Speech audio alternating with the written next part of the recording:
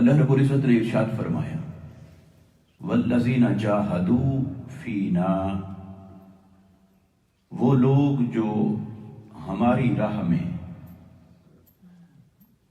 مجاہدہ کرتے ہیں، جہاد کرتے ہیں، محنت کرتے ہیں، جستجو کرتے ہیں، لَنَهْدِيَنَّهُمْ سُبُلَنَا، تو ہم ضرور انہیں اپنے راستوں کی ہدایت عطا فرما دیتے ہیں۔ جو ہماری راہ میں جستجو کرتے ہیں اور جو ہم میں جستجو کرتے ہیں، جو میری راہ کو پانے کے لیے، میری طرف آنے کے لیے، میری معرفت کو اپنے سینے میں سمانے کے لیے جو محنت کرتا ہے، جستجو کرتا ہے، تلاش حق میں نکل پڑتا ہے اور اپنی توانائی اس میں صرف کرتا ہے اور اپنے من کے اندر ایک عشق کی آگ جلا لیتا ہے، ایک تلاش اور جستجو کی تڑپ پیدا کر لیتا ہے کہ میں نے اپنے رب کو پانا ہے، جو یہ عزم کر لیتا ہے کہ میں نے اپنے رب کو پانا ہے، فرمایا پھر ہم ضرور اس کو اپنی طرف آنے والا راستہ دکھا دیتے ہیں، پھر ہم ضرور اسے ان راستوں کی ہدایت دے دیتے ہیں جو راستے میری طرف آتے ہیں، پھر ہم اسے ضرور ان راستوں پر چلا دیتے ہیں جو راستے ہماری طرف آتے ہیں، پھر ان راستوں پر چلا کر اسے ہم ضرور اپنے آپ تک پہنچا دیتے ہیں۔ لَنَهْدِيَنَّهُمْ سُبُلَنَا، تو پتہ چلا کہ انسان اگر اللہ کو پانا چاہتا ہے تو سب سے پہلے تو اپنے من کے اندر یہ پیاس پیدا کرے کہ میں اس کا طالب ہوں، اپنے آپ کو اس مولا کا طالب بنائے، اپنے دل کے اندر تمنا اور جستجو کو پیدا کرے۔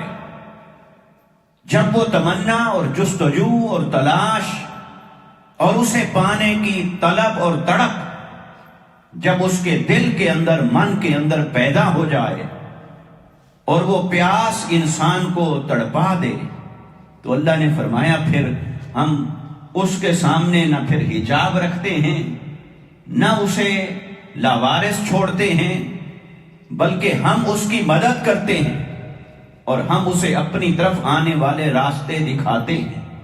پھر ان راستوں پر جب چلتا ہے میں پھر بھی اسے بے یار و مددگار نہیں چھوڑتا، میں پھر اس کی انگلی پکڑ کر اسے اپنی راہ پر چلاتا۔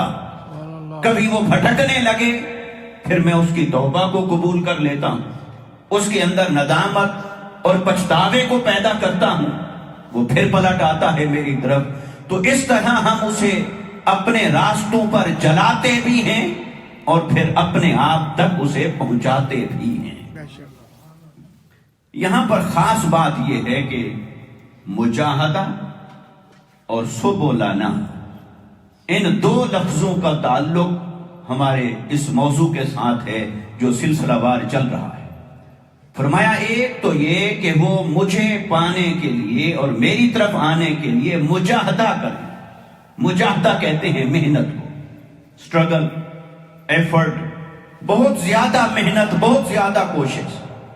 تو فرمایا جو ہماری طرف آنے کے لیے مجاہدہ کرتا ہے، جو ہماری طرف آنے کے لیے محنت کرتا ہے، جو ہماری طرف آنے کے لیے اپنی جسمانی توانائی خرچ کرتا ہے، اپنی ذہنی اور قلبی توانائی کو خرچ کرتا ہے اور وہ ہماری طرف آنے کے لیے محنت کرے، تو لَنَهْدِيَنَّهُمْ سُبُلَنَا، تو پھر یہ نہیں فرمایا کہ ہم اسے اپنی طرف آنے کے لیے راستہ دکھا دیتے ہیں، نہیں، اس کو جمع کے ساتھ بیان فرمایا، سُبُلَنَا، سبیلنا، یہ نہیں کہا کہ سبیلنا، ہم اسے اپنے راستے کی ہدایت دیتے ہیں، نہیں، فرمایا ہم اسے اپنے راستوں کی ہدایت دے دیتے ہیں، جس سے پتہ چلتا ہے کہ اللہ کی طرف جانے کے لیے راستہ ایک نہیں ہے، راستے کئی ہیں اور وہ سارے راستے اللہ کی طرف پہنچاتے ہیں۔ اگر اللہ کی طرف جانے والا راستہ صرف ایک ہی ہوتا تو پھر اللہ تعالیٰ کبھی بھی یہاں پر جمع کا لفظ استعمال فرما کر سبولانا نہ فرماتا، پھر وہ فرماتا سبیلانا، کہ جو ہماری طرف آنا چاہتا ہے ہم اسے راستہ دیتے ہیں۔ فرمایا جو ہماری طرف آنا چاہتے ہیں ہم اسے راستے دیتے ہیں، ہم اسے اپنے راستوں کی ہدایت دیتے ہیں۔ اس سے ایک تو یہ پتا چلا کہ اے انسان، میں نے اپنی طرف آنے کے لیے راستہ ایک نہیں بنایا، راستے بہت بنائے، مگر تیرے اوپر ڈیپینڈ کرتا ہے تو کسی راستے پر چلنے والا بن تو صحیح، کسی راستے پر چلنے کا ارادہ تو کر۔ اگر ایک پہ نہیں چل سکتا دوسرے پہ چل، دوسرے پہ نہیں چل سکتا تو تیسرے پہ چل، تیسری راہ کو نہیں اختیار کر سکتا، اس میں محنت زیادہ ہے تو چوتھا راستہ بھی ہے۔ میری طرف آنے کے لیے تو بہت راستے ہیں، میری طرف آنا چاہتے ہو تو بھوک اور پیاس کے ذریعے سے روزے کا راستہ بھی ہے، میری طرف آنا چاہتے ہو تو راتوں کو جاگ کر مصلے پہ کچھ تسبیحات پڑھنے کا راستہ بھی ہے، میری طرف آنا چاہتے ہو تو رزق حلال کماؤ اور رزق حلال کھاؤ، یہ بھی میری طرف آنے کا راستہ ہے۔ میری طرف آنا چاہتے ہو تو میری مخلوق کے ساتھ نرمی کرو، ان کی خدمت کرو، ان کے دکھوں کا مداوع کرو، یہ بھی میری طرف آنے کا راستہ ہے۔ میری طرف آنا چاہتے ہو علم کو پھیلاؤ، عمل صالح کرو، یہ بھی میری طرف آنے والا راستہ ہے۔ تو میری طرف جو آنا چاہتا ہے وہ چاہے تو جلوتوں میں رہ کر مجھے یاد رکھے اور مجھے پالے، یہ بھی راستہ ہے، اور کوئی خلوتوں میں جا کر، جنگلوں میں جا کر، تن تنہا ویران وادیوں میں رہ کر مجھے تلاش کرنا چاہتا ہے، میری جستجو کرتا ہے اور مجھے پانا چاہتا ہے، تو یہ بھی میری طرف آنے والا راستہ ہے۔ مگر انتخاب آپ نے کرنا ہے، ارادہ تو نے کرنا ہے، نیت اور عزم تیرے حصے میں ہے، وہ عزم اور ارادہ کرو، اور میری طرف آنے کے لیے جو راستہ بھی تم اختیار کرنا چاہو، میرا راستہ کوئی ایک نہیں، میرے راستے کئی ہیں۔ میں چاہوں تو کسی کتیا کو پانی پلانے پر مان جاؤں، میں چاہوں تو رات بھر صبح اذان کے وقت اذان کی آواز کان میں پڑے اور شراب میں مست ہو اور توبہ کر کے پلٹ آئے، میں چاہوں تو اس توبہ پر مان جاؤں۔ میری طرف آنے کے لیے تو بہت راستے ہیں، اور اس میں انسان کو یہ بھی میسج دیا گیا ہے کہ اللہ کی طرف جانا مشکل نہیں ہے، آسان ہے۔ مشکل اس کی طرف جانا ہوتا ہے جس کا راستہ ہو ہی ایک ہی راستہ ہے، اسی راستے پر چل کر آ سکتے ہو تو آؤ، نہیں تو اور کوئی راستہ نہیں ہے، وہاں جانا تو مشکل ہوتا ہے۔ ممکن ہے کسی کے لیے حالات سازگار بنے، کسی کے لیے نہ بنے، تو اللہ نے فرمایا کہ میری طرف آنے کے لیے راستہ کوئی ایک تھوڑی ہے، میری طرف آنے کے لیے تو راستے ہی بہت ہیں۔ تو اپنے آپ کو دیکھ، اپنی حالت کو دیکھ، اپنی جسمانی طاقت اور صحت کو دیکھ، اپنے مال اور اسباب کو دیکھ، اپنے حالات اور معاشرے کو دیکھ، جتنا تیرے بس میں ہے اتنا تو کر، جتنا تو کر سکتا ہے وہ تو کر۔ مجھے تڑپ تو نظر آنی چاہیے، تیرے من میں کوئی جستجو تو نظر آنی چاہیے، اس جستجو کو پانے کے لیے کوئی محنت نظر آئے، کوئی مشقت نظر آئے، مجھے پتا تو چلے کہ یہ اوروں سے خفا میرے لیے ہے، اس کو رشتے اور ناتوں سے بڑھ کر میری محبت عزیز ہے، اسے دنیا کی رنگینی سے بڑھ کر میرے حسن کی طلب ہے۔ مجھے نظر تو آئے، کچھ تو نظر آئے کہ یہ انسان میری طرف آنا چاہتا ہے، بس آنے کا ارادہ تیرے ذمہ ہے، تھوڑی محنت کر، راستے بہت ہیں میری طرف آنے کے لیے۔ سبحان اللہ، سبحان اللہ۔ والذین جاہدوا فینا لنہدینہم سبلنا۔ اب وہ جو راستے بہت ہیں، تو وہ راستے جو بہت ہیں، اور لفظ مجاہدہ کا ہے، جاہدو مجاہدہ، اور جو صوفیاء اور اولیاء کرام جو محنت کرتے ہیں عمل کے اوپر، کوئی مراقبہ کرے، مشاہدے کے لیے محنت کرے، ریاضت کرے، عبادت کرے، مخلوق کی خدمت کرے، اپنے نفس کی مخالفت کرے، کچھ اپنی خواہشات کو ختم کرے، جو بھی کرے، اس کا نام ہے مجاہدہ۔ مجاہدہ کا مطلب ہے بہت زیادہ محنت کرنا، سٹرگل کرنا، ایفرٹ کرنا، جد و جہد، کوشش کرنا، مشقت اٹھانا، اس کو کہتے ہیں مجاہدہ۔ تو اللہ نے فرمایا کہ ہم نے مجاہدے کا سبیل ایک نہیں رکھا ہے، مجاہدے کے لیے ہیں سبل، مجاہدے کے لیے ہیں کئی راستے. تو کئی راستے وہ کون سے ہیں؟ مجاہدے کا ایک وہ راستہ تھا جسے حضرت صدیق اکبر رضی اللہ تعالی عنہ نے اختیار فرمایا. مجاہدے کا ایک راستہ وہ تھا جسے حضرت عمر بن خطاب نے اختیار فرمایا. مجاہدے کا ایک راستہ وہ تھا جسے حضرت عثمان بن عفان نے اختیار فرمایا. مجاہدے کا ہی ایک راستہ تھا جسے حضرت مولا کائنات حضرت علی المرتضیٰ رضی اللہ تعالی عنہ نے اختیار فرمایا. وہ اللہ کی طرف جانے کے لیے مشقت اور محنت کا ایک راستہ ہی تھا جسے حضرت امام حسین رضی اللہ تعالی عنہ نے اختیار فرمایا.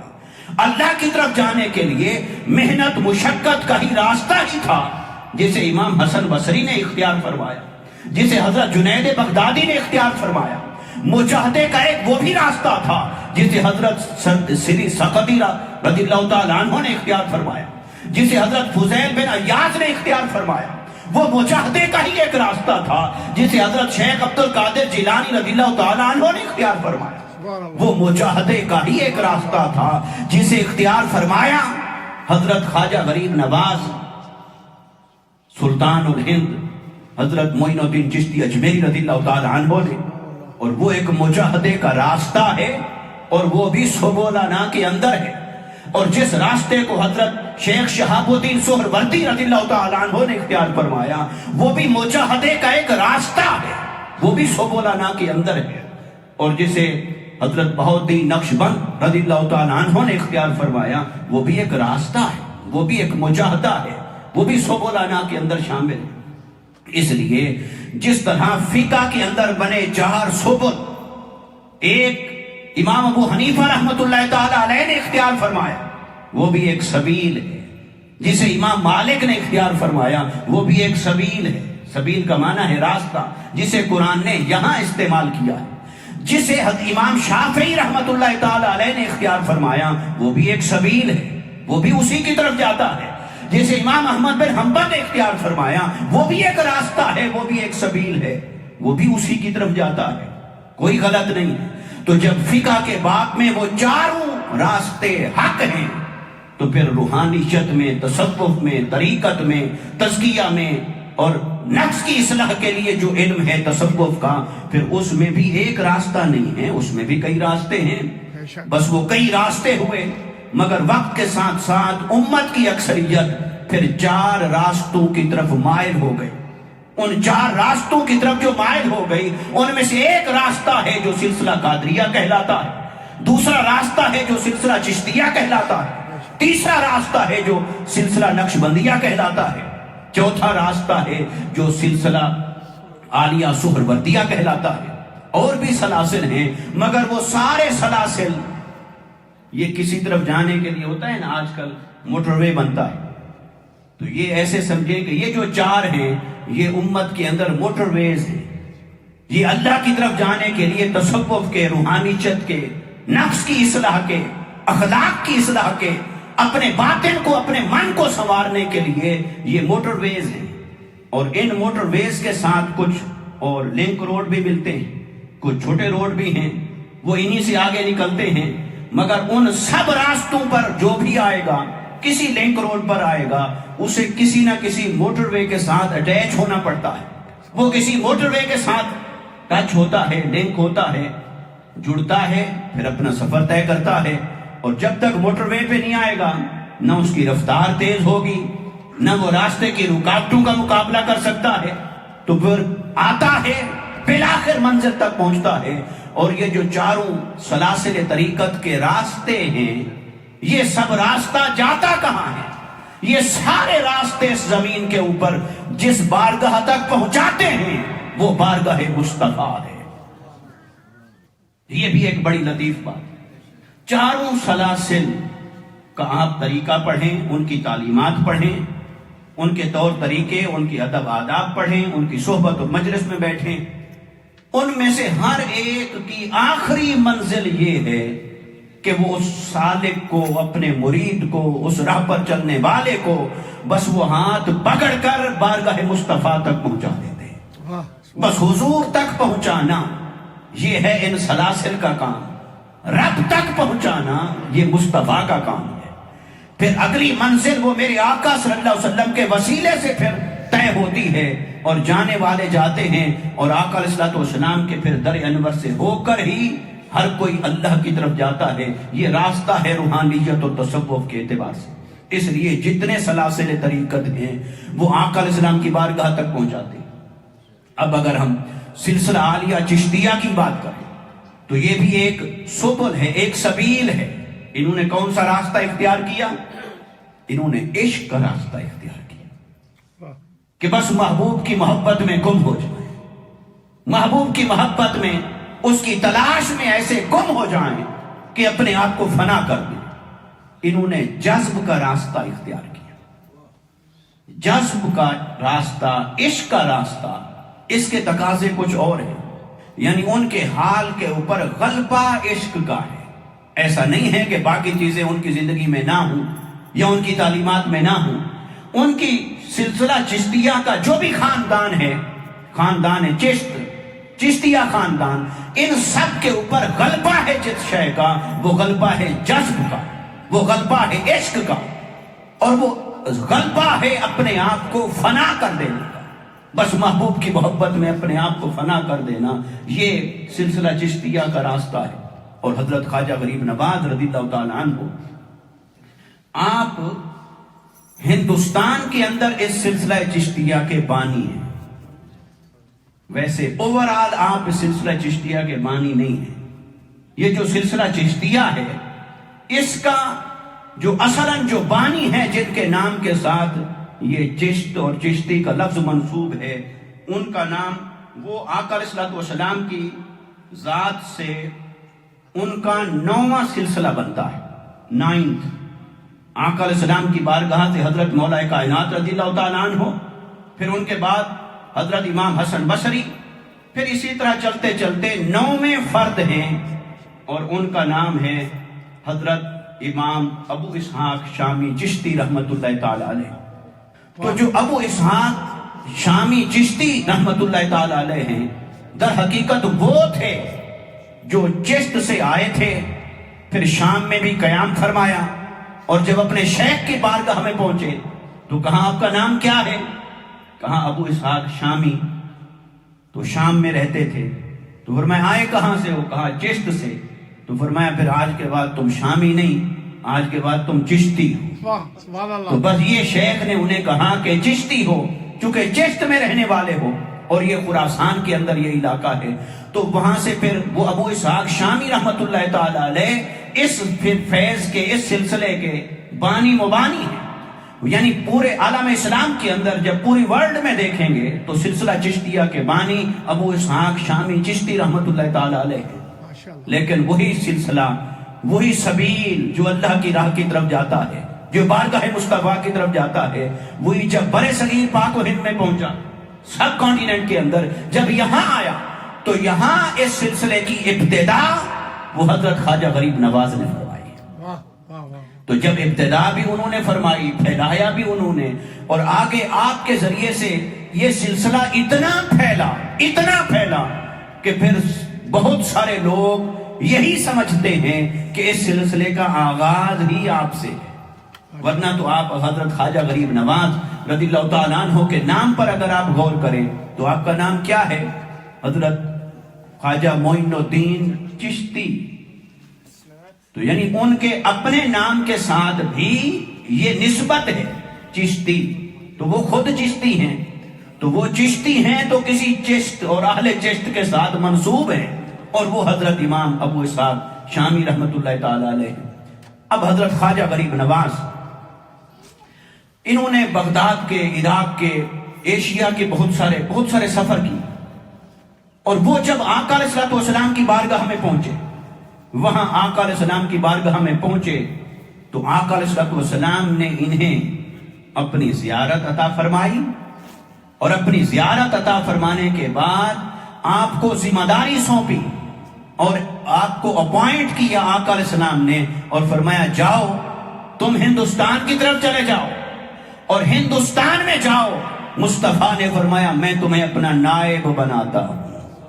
اس لیے جتنے اولیاء اور صلحاء ہیں وہ ان کے اس لقب کو ہر کوئی مانتا ہے، اور پکارتا ہے نائب الرسول فی الہند، کہ آپ ہند کے اندر نائب مصطفیٰ بن کر آئے، آقا علیہ الصلوۃ والسلام کے فیض کو تقسیم کرنے کے لیے آپ کے فیضان کے نائب بن کر آئے۔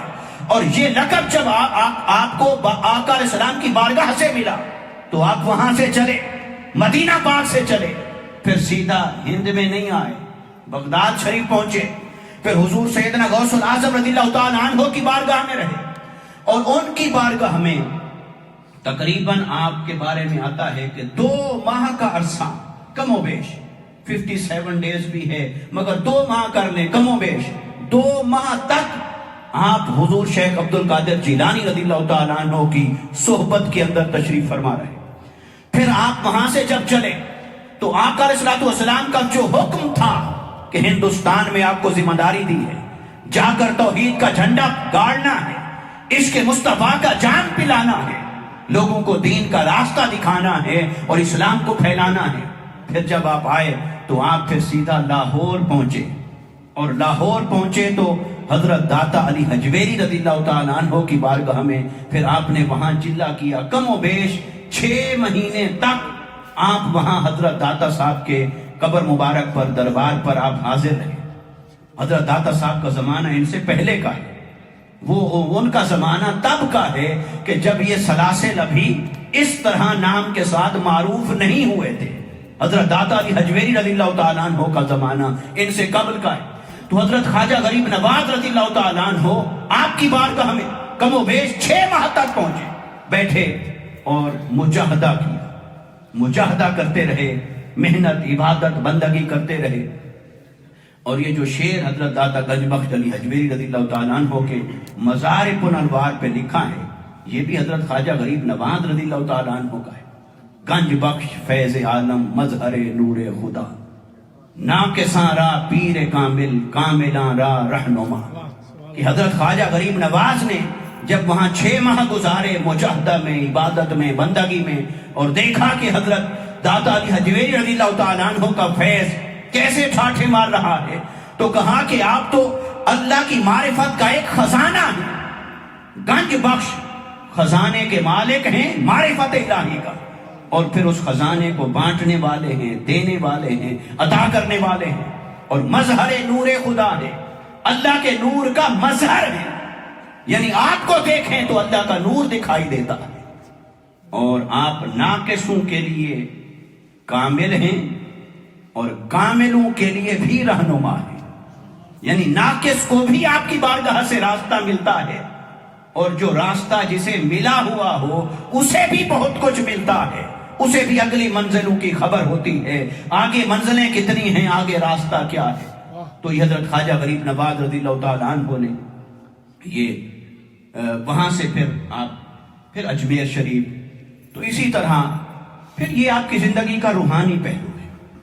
اسی طرح اگر ہم دیکھیں آپ کی زندگی میں جتنے بھی صوفیاء اور صلحاء گزرے، ان میں سے کوئی ایسا نہیں تھا جس نے علم شریعت کو حاصل نہ کیا، جس نے علم دین کو حاصل نہ کیا۔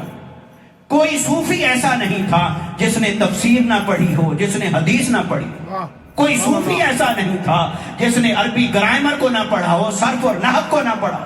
خاص طور پر 4 سلاسل طریقت کے بانیان اگر حضرت شیخ عبد القادر جیلانی رضی اللہ تعالیٰ عنہ کو دیکھیں تو میں نے پچھلے جمعہ آپ کو عرض کیا تھا کہ وہاں بڑے بڑے علماء فصحاء بیٹھ کر دنگ رکھ جاتے تھے جب آپ کا علم کا سمندر رواں دواں ہوتا تھا۔ ایسے حضرت خواجہ غریب نواز رضی اللہ تعالیٰ عنہ، آپ نے علوم ظاہری کو پڑھا، پھر پھیلایا، تفسیر اور حدیث کو پڑھا اور اسے پھیلایا، کئی مدارس بنائے، کئی علماء کی سرپرستی کی، دین کے کام کو آگے پھیلایا اور چلایا۔ ایسے ہی حضرت شیخ شہاب الدین سہروردی رضی اللہ تعالیٰ عنہ یا حضرت شیخ بہاؤالدین نقشبند رضی اللہ تعالیٰ عنہ، وہ صاحبان علم تھے۔ اس علم نے ہی تو انہیں اس راستے پر پہنچایا تھا کہ یہ ظاہر کا پھل کب تک کھاتے رہو گے، اس کے اندر جو ذائقہ چھپا ہوا ہے اس ذائقے کے لیے من کی دنیا میں بھی جھانک کر دیکھو، تو وہ اس ذائقے کے لیے ہی تو اس سمندر میں اترے تھے، اس روحانیت اور تصوف کے سمندر میں تو وہیں سے اترے تھے۔ تو یہ سب کے سب ظاہری طور پر بھی شریعت کے علم کو جاننے والے، مگر باطن پر محنت کی، مجاہدہ کیا، اور اللہ کو پا لیا۔ تو حضرت خواجہ غریب نواز رضی اللہ تعالیٰ عنہ آپ تک اور آقا علیہ السلام کی ذات تک آپ کے سلسلہ میں 15 ہستیاں ہیں، 15 اولیاء کبار ہیں جن سے خلافت کا سلسلہ چلتا آیا ہے، اور آقا علیہ السلام کی بارگاہ سے لے کر حضرت خواجہ غریب نواز سلطان الہند رضی اللہ تعالیٰ عنہ کی بارگاہ تک پہنچتا ہے۔ پھر اس کے بعد آپ نے جو اپنی خلافت آگے عطا فرمائی، آپ سے مستفیض ہونے والے تو ہزاروں لاکھوں ہیں۔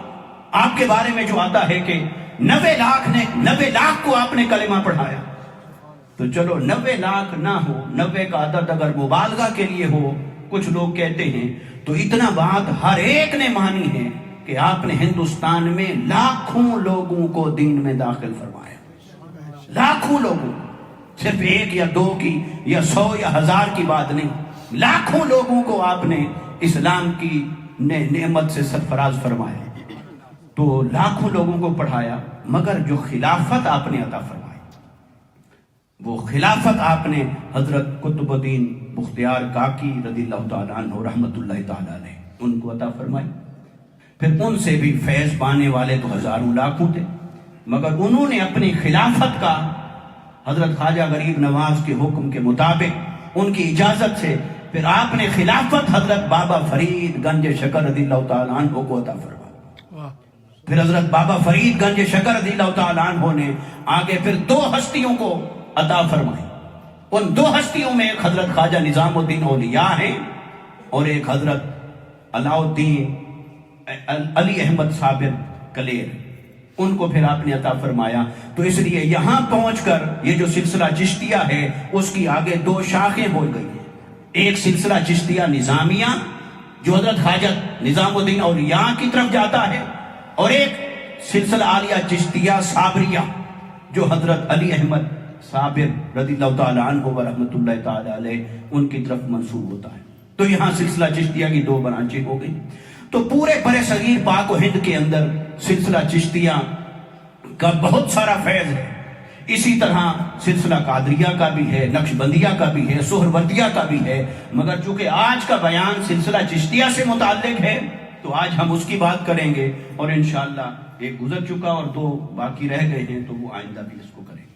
اب تھوڑی سی بات میں یہ کرنا چاہتا ہوں کہ سلسلہ چشتیہ کا انہوں نے جو مجاہدہ کے لیے جو راستہ اختیار کیا، اس راستے کی خصوصیات کیا ہے، وہ راستہ کیسا ہے جو اللہ کو پانے کے لیے اور اللہ کے رسول صلی اللہ علیہ وسلم کی بارگاہ تک پہنچنے کے لیے ہدایت کو انہوں نے جس راستے سے حاصل کیا، وہ راستہ جو ہے وہ کچھ خصوصیات رکھتا ہے۔ تو اب جو میں راستے کی بات کر رہا ہوں کہ راستہ اللہ کی طرف جانے کے لیے ہر صوفی نے، بزرگوں نے اختیار کیا، یہ راستے مختلف کیوں ہیں؟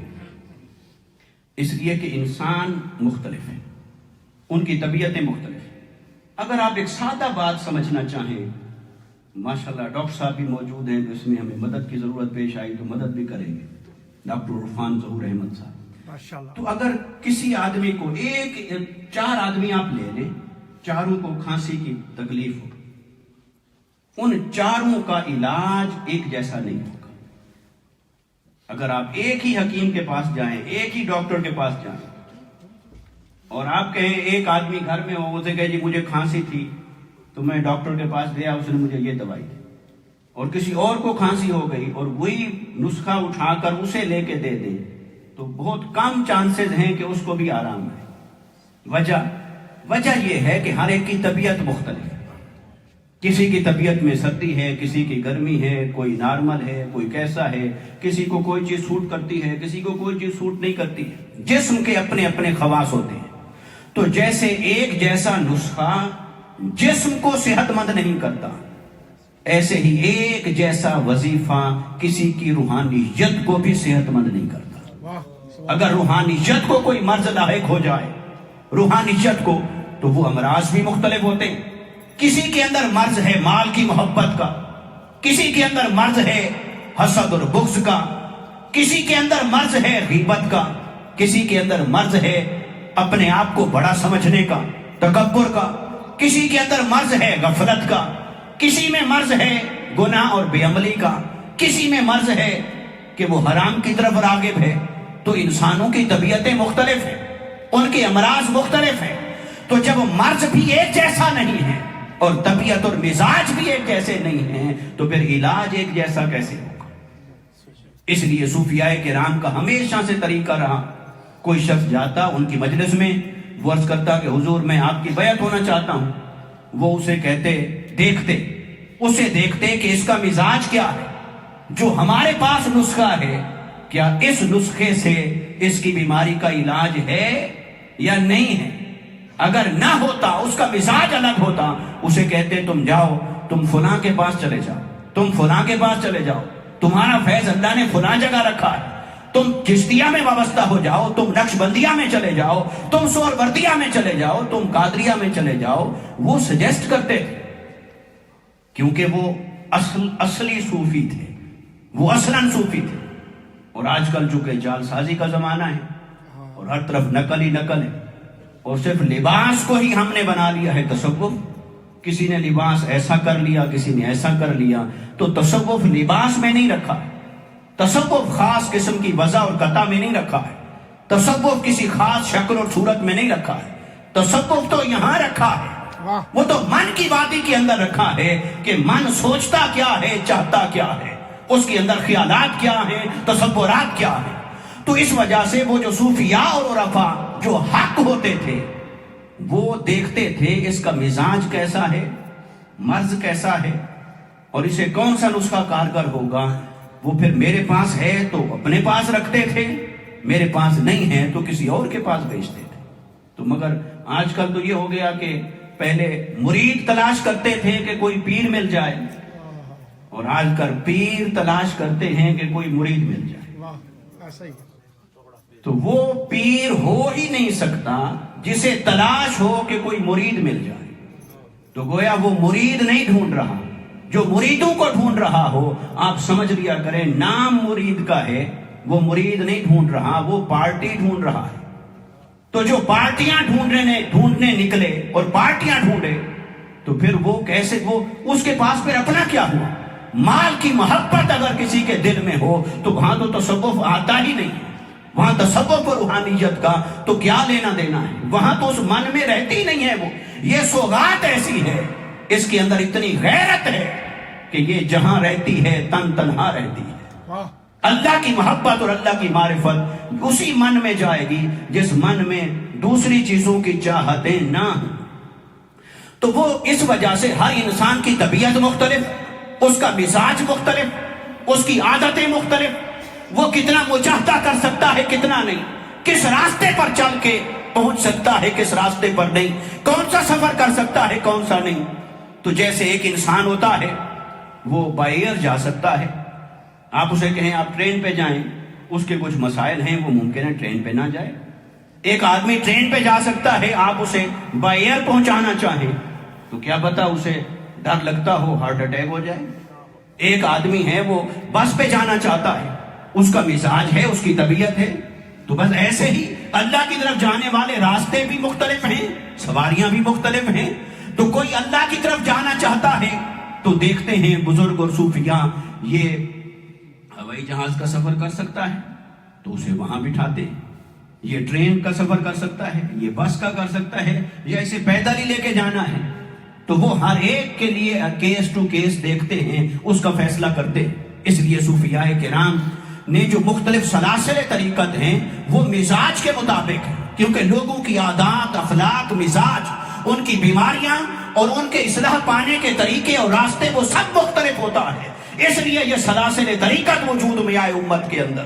تو سلسلہ عالیہ قادریہ نے جو طریق اختیار کیا اپنے غلبہ کے اعتبار سے وہ طریق علم کہلاتا ہے، اور سلسلہ چشتیہ اور خاندان چشت نے جو راستہ اختیار کیا وہ اپنے غلبہ حال کے اعتبار سے وہ طریق جذب کہلاتا ہے، وہ طریق عشق کہلاتا ہے۔ اور نقشبندیہ اور سہروردیہ نے جو طریقہ اختیار کیا وہ طریق عمل ظاہر کہلاتا ہے، وہ طریق مجاہدہ کہلاتا ہے، وہ طریق محنت کہلاتا ہے، وہ طریق عمل کہلاتا ہے۔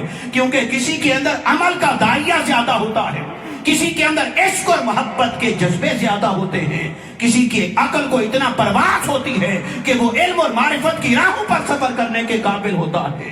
تو جو جس قابل ہوتا ہے جب اسی در سے وابستہ ہوتا ہے، پھر دنیا بھی بدل جاتی ہے، پھر آخرت بھی سنور جاتی ہے۔ سبحان اللہ ماشاء اللہ۔ تو سلسلہ عالیہ چشتیہ کے جو خصوصیات ہیں، سب سے بڑی خاصیت تو یہی تھی عشق، اور جو سما ہے قوالی سما، یہ بھی عشق کو بھڑکاتا ہے۔